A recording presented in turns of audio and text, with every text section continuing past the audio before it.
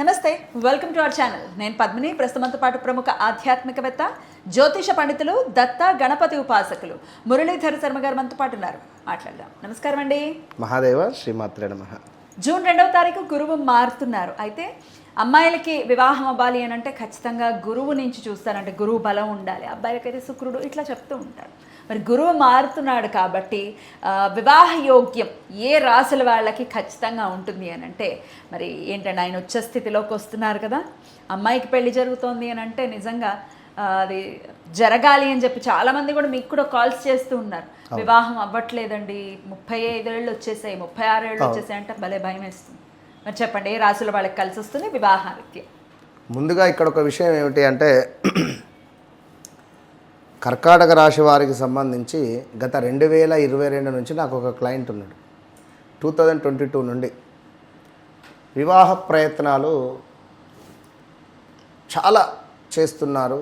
Like అంటే నేను ఒకటే చెప్పా, 22 నుంచి ఆ అమ్మాయికి సప్తమ స్థానాధిపతి దశ ఫలానా సమయంలో వస్తుంది.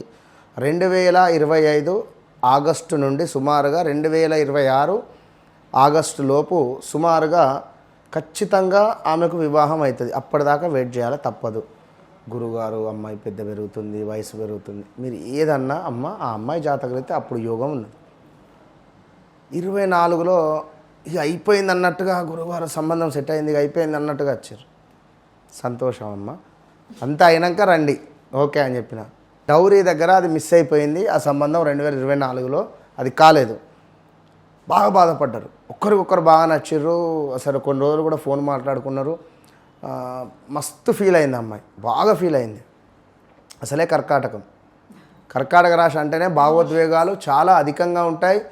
అసలు మనం వాళ్ళని ఓదార్చలేం. కర్కాటక లగ్నం కానీ కర్కాటక రాశిగా వాళ్ళని కావచ్చును. సో ఇప్పుడు రీసెంట్గా ఒక 25 డేస్ బ్యాక్ పత్రిక నాకు గుడికి తీసుకొని వచ్చింది ఆమె. ఏమైందమ్మా అప్పుడు అసలు అంటే సుమారుగా ఒక 9 నెలలు వాళ్ళ నాకు కాంటాక్ట్లో లేరు. పత్రిక తీసుకొని వచ్చింది, పంతులు గారు ఇక మీరు అప్పుడెప్పుడో రాసి ఇచ్చిర్రు, దీని మీద రాసి పెట్టిర్రు, 2025 ఆగస్టు నుంచి 2026 ఆగస్టు లోపు ఏ క్షణానైనా వివాహం జరుగుతుందని రాసి ఇచ్చిన. అది పట్టుకొని వచ్చిర్రు, ఇక పత్రిక చూయించిర్రు 2. సరే అమ్మ అనుకున్న, అర్చన చేసిన, పత్రిక వాళ్ళకి అప్పచెప్పిన. అంటే ఈ లెక్కలో నేను చెప్పేది ఏంటంటే జాతకరీత్యా సప్తమాధిపతి కానీ 12వ అధిపతి కానీ 2వ అధిపతి కానీ కొంచెం మనకు మూమెంట్ ఉంటే వ్యక్తిగత జాతకంలో అర్థమైపోతుంది.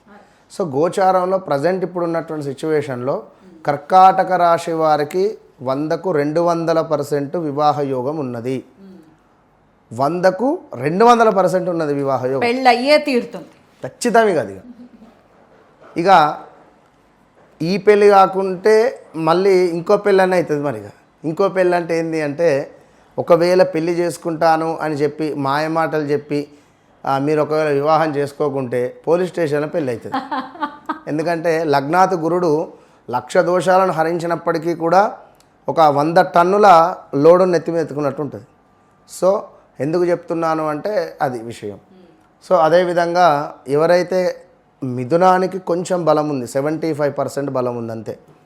కన్యా రాశి వారికి ఖచ్చితంగా బలం ఉన్నది, 100కు 200%. అయితే తండ్రి లేని సంబంధాలు వచ్చే ఛాన్సెస్ బాగా ఉన్నవి. కన్యా రాశి వారికి తండ్రి లేని సంబంధాలు వచ్చే ఛాన్సెస్ చాలా చాలా ఉన్నవి కన్యా రాశి వారికి.